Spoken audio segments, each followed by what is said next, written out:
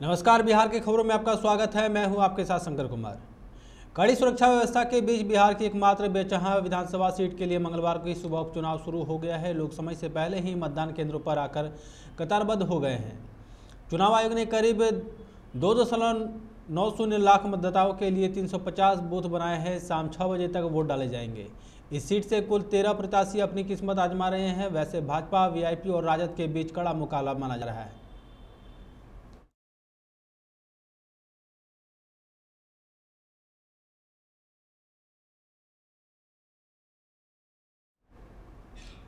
लालू प्रसाद यादव के बड़े लाल तेज प्रताप यादव अब नई मुहिम बंद करो राजनीगंधा तुलसी में जुटे हैं। इसकी शुरुआत उन्होंने मुख्यमंत्री नीतीश कुमार को अपने ट्वीट में नसीहत देने के साथ ही, हालांकि शुरुआत में ही वे ट्वीट पर ट्रोल हो गए हैं।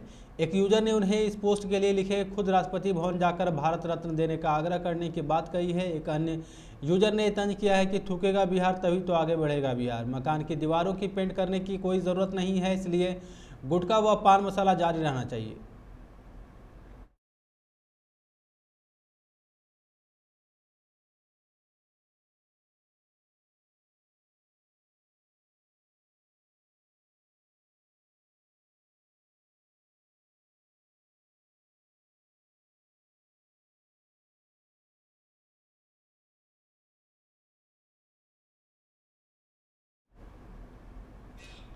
पिछले सप्ताह बेऊर जेल में जिलाधिकारी डॉक्टर चंद्रशेखर सिंह के नेतृत्व में की गई छापेमारी में जेल के डिवीजन वार्ड में बंद मोकामा के विधायक अनंत सिंह के कमरे में रखे बैग से मोबाइल मिलने का प्रशासन की ओर से गंभीरता से लिया जा रहा है। एक और पटना पुलिस की ओर से इस मोबाइल में लगे सिम कार्ड का सीडिया निकालकर जांच शुरू कर दी गई है।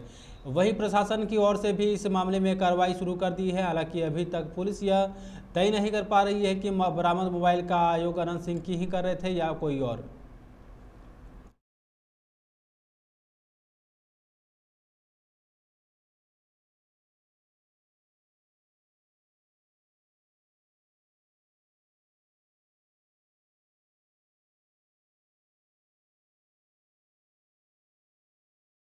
बोर्ड वाले बयान पर शुक्रवार को राज्य के श्रम संसाधन मंत्री जीवेश कुमार ने पलटवार किया। उन्होंने कहा कि उपेंद्र कुशवाहा खाली है, चर्चा में रहने के लिए समय समय पर बयान देते रहते हैं। Bihar chamber of commerce and industries में एक कार्यक्रम का उद्घाटन करने पहुंचे जीवेश कुमार ने कहा कि प्रतिक्रिया नहीं देना चाहता हूं, हम लोग के पास बहुत काम है।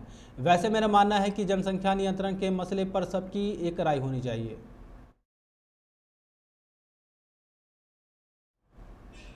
राज्य में 24 घंटे के दौरान मौसम में तेजी से बदलाव देखा गया है। एक और मौसम की तापी से लोग तप रहे हैं और दूसरी ओर बारिश और ओले पड़े हैं। बक्सर का अधिकतम तापमान सोमवार को 41.5 डिग्री तथा गया का 39.7 डिग्री सेल्सियस दर्ज किया गया है।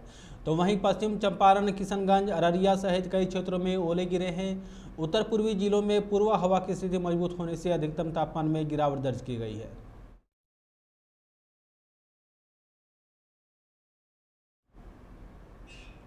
बिहार के मुख्यमंत्री नीतीश कुमार ने कहा कि बिहार में आयाती जनगणना कुछ दिनों के बाद होगी। इस पर हम लोगों को आपस में बात चल रही है। सोमवार को जनता दरबार कार्यक्रम के बाद पत्रकारों द्वारा पूछे गए सवालों का जवाब देते हुए मुख्यमंत्री ने यह बात कही है। बता दें कि कुछ दिन पहले ही जदयू के राष्ट्रीय अध्यक्ष राजीव रंजन सिंह उर्फ ललन सिंह ने भी जातीय जनगणना की मांग दोहराते हुए कहा था कि जातीय जनगणना समय की मांग है, इसलिए इसको कराने की जरूरत है। जदयू मजबूरी में से इस मांग की उठाता रहेगा।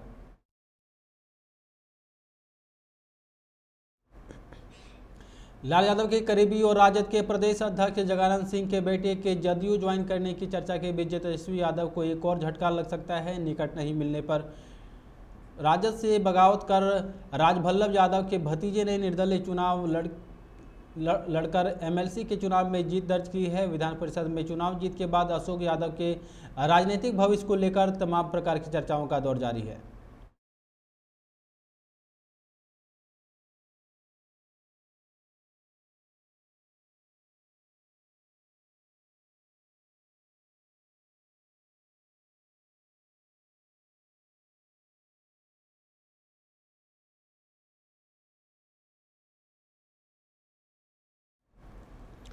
करीब 12 साल पहले बक्सर के चौसा खिलाफतपुर के रहने वाले छवि मुसहर ने अपनी ससुराल आए जाने के लिए ट्रेन पकड़ी थी, लेकिन किस्मत को कुछ और ही मंजूर था। वह ससुराल तो नहीं पहुंच पाया। अलबत्ता लुधियाना पंजाब के रास्ते पाकिस्तान जरूर पहुंच गया। पाकिस्तान की पुलिस ने मानसिक रूप से अस्तव्यस्त छत को जेल में डाल दिया। इसके बाद यातनाओं का जो सिलसिला शुरू हो गया। भारत का जासूस बताकर इस युवक को इतनी यातनाएं दी गई कि उसे याद कर छवि सिहर उठता है। पाकिस्तान में 12 साल का लंबा वक्त गुजारने के बाद मंगलवार की सुबह अपने घर खिलाफतपुर पहुंचे छवि ने अपनी आपबीती सुनाई, जिसे सुनकर ग्रामीणों के रोंगटे खड़े हो गए।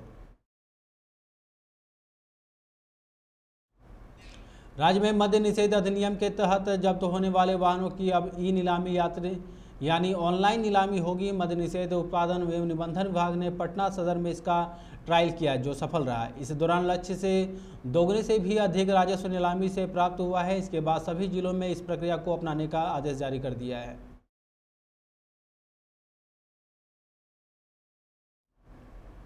बिहार पुलिस अवर सेवा आयोग की ओर से दारोगा सार्जेंट की मुख्य परीक्षा 24 अप्रैल से होगी। आयोग की ओर से परीक्षा की तैयारी पूरी कर ली गई है।